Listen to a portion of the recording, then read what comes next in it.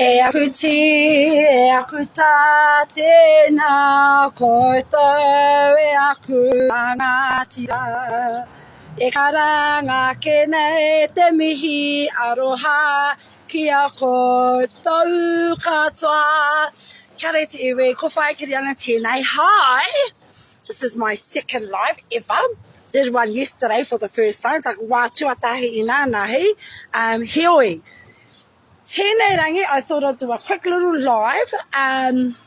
He kōrero, he kōrero tauawhi, he kōrero whakamahara pia, pēnei me he disclaimer. Anei he wāhi paku disclaimer. Here's a little tiny disclaimer for all of you wonderful whānau, all the wonderful people who have come to join us here at Akona Te Reo with Whaea Kiriana. The first part of my disclaimer is this. E tipu ake hauro te kohanga reo me te kura kaupapa Māori, I whare kura te ahau, I haere hau ki te whare wānanga, ngākau nui, ana ahau ki te reo Māori me ona tikanga huhua katoa. Ne? Tuatahi mai tērā. Karua, so in English, basically that means, born in 1981, was one of the very first tamariki mokopuna, founding pioneers, tamariki mokopuna, to ever attend kohanga reo.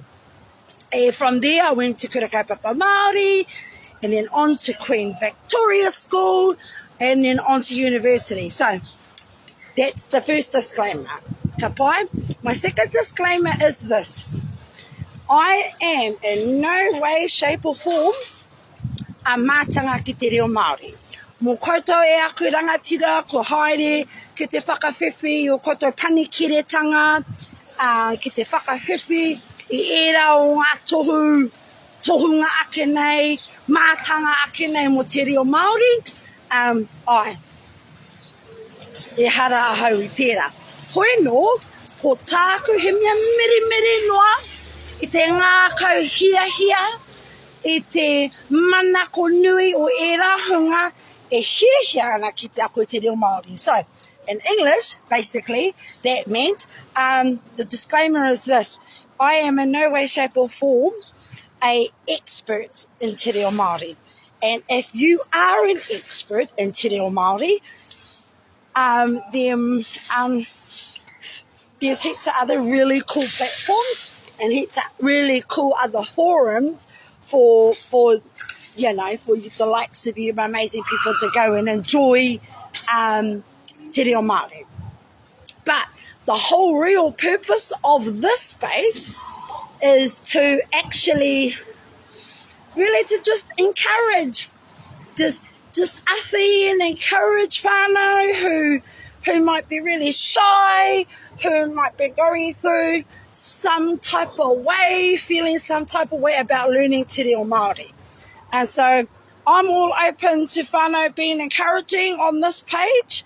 Like they might, offer a little bit of a correction here and there to other members of this space. But at the end of the day, and no whakabody's allowed to diss on each other. Zero tolerance to whakaiti. 743, no, that's not my bus. Zero tolerance to that sort of stuff, whānau. This space is a safe space, a fun space for people to, that is my bus.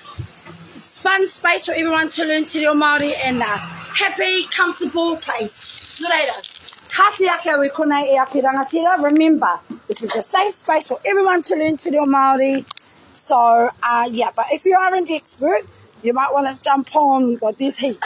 He nui, mahalo atu ngā wāhi ki te tautohe pia, he wāhi mō ngā hunga ki te ata whakapakari, whakawhanake pia I o rātou reo.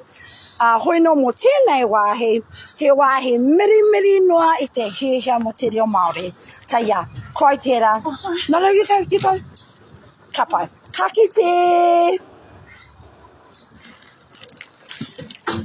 I'll just grab my tap card, okay?